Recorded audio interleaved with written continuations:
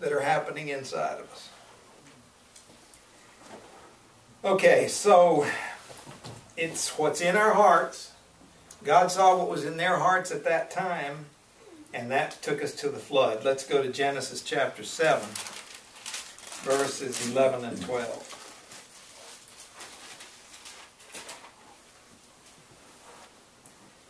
And it came to pass after 7 days that the waters of the flood were upon the earth. In the 600th year of Noah's life, in the 2nd month, the 17th day of the month, the same day, were all the fountains of the great deep broken up, and the windows of heaven were opened. Most people think that's the first time it ever rained. But one thing for sure, water came from everywhere, from underneath, from above, and it poured on the earth. And then let's read verses 17 to 23. And the flood was 40 days upon the earth, and the waters increased and bare up the ark, and it was lift up above the earth. And the waters prevailed and were increased greatly upon the earth, and the ark went upon the face of the waters. So the people and the animals in the ark were safe. And the waters prevailed exceedingly upon the earth, and all the high hills that were under the whole heaven were covered. Covered every hill and every mountain. 15 cubits upward did the waters prevail, and the mountains were covered. And all flesh died that moved upon the earth, both of fowl and of cattle and of beast, and every creeping thing that creepeth upon the earth, and every man. All in whose nostrils was the breath of life, of all that was in the dry land, died. And every living substance was destroyed which was upon the face of the ground, both man and cattle, and the creeping things, and the fowl of the heaven, and they were destroyed from the earth, and Noah only remained alive, and they that were with him in the ark. So notice that God didn't wash away the sin, which a lot of people that believe in water baptism today, they think they're washing away the sin. God washed away the sinners. All but 8 people he washed away. Some of those people probably behaved pretty well on the inside, but God knew their hearts. Let's go to Romans chapter 5, verses 8 and 9. And of course here we're looking at the state of man after Jesus Christ has been crucified. This is when he has appointed Paul to tell us what his death, burial, and resurrection meant to us. Because we don't know. We know that it was prophesied that he was coming and that he would suffer. But we don't know why he suffered for us. Romans chapter 5, verses 8 and 9.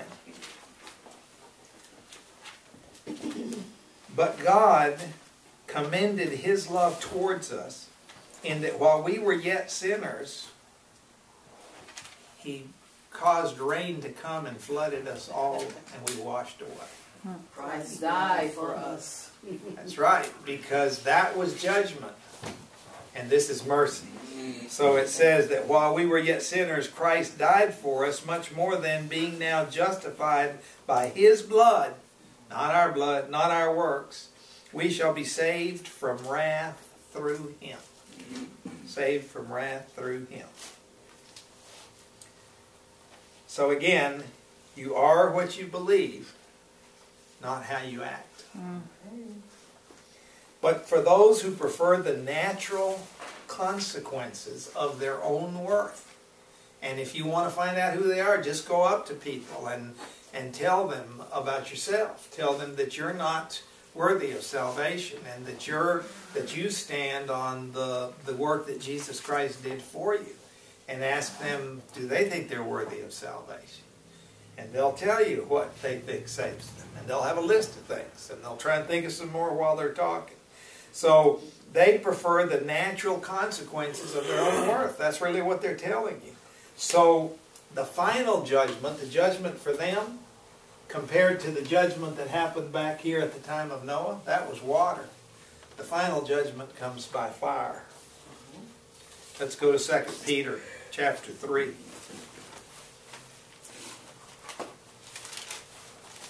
I didn't know I was going to talk about hellfire and brimstone today, but sounds like it, doesn't it?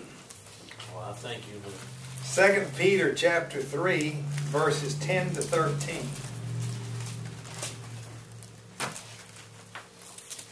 Where Peter is also a prophet.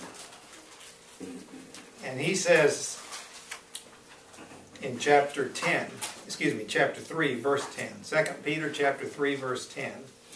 But the day of the Lord will come as a thief in the night. Remember, somebody's saying it's going to come on the 21st. Everybody's getting ready to go on the 21st because they're saying he's coming on the 21st. I had to pack my bag, Jim. It says he will come as a thief in the night, in which the heavens shall pass away with a great noise, and the elements shall melt with fervent heat. The earth also and the works that are therein shall be burned up. Seeing then that all these things shall be dissolved.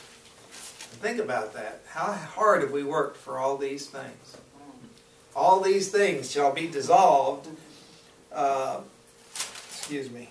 What manner of persons ought ye to be in all holy conversation and godliness, or lifestyle and godliness, looking for and hasting unto the coming of the day of God, wherein the heavens being on fire shall be dissolved, and the elements shall melt with fervent heat. Nevertheless we, and he is talking to his Jewish flock, according to his promise, look for new heavens and a new earth, wherein dwelleth righteousness. So, we have been taken up to heaven. The Jews had their kingdom on earth. Everything's being completed. You know, they were promised a kingdom on earth. It got delayed because they didn't do what they were supposed to do. And theirs was all about the law. But we've been taken up to heaven. We get saved. They've had their kingdom on earth. What is coming next? Let's go to Revelation chapter 21. This is after that final judgment we read about. Revelation chapter 21, verse 1. And remember, this is the Apostle John. This is a revelation he received. And so he's talking. He says, "And I saw a new heaven and a new earth.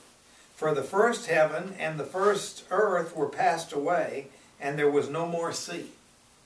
So, we know John didn't see everything, but he's describing what he did see. And he did see that the first heaven and the first earth, or Peter saw that, were burned away. And John sees that a new heaven and a new earth are coming, and that there isn't any sea. There's no ocean in this new earth. Now remember, we're in heaven. We're like that verse about the angels looking down. You know, we're in heaven looking down. We're seeing all this action. In verses 2 to 4, "And I, John, saw the holy city, New Jerusalem, coming down from God out of heaven, prepared as a bride adorned for her husband. And I heard a great voice out of heaven saying, Behold, the tabernacle of God," or the living or house of God, "is with men, and he will dwell with them, and they shall be his people, and God himself shall be with them, and be their God.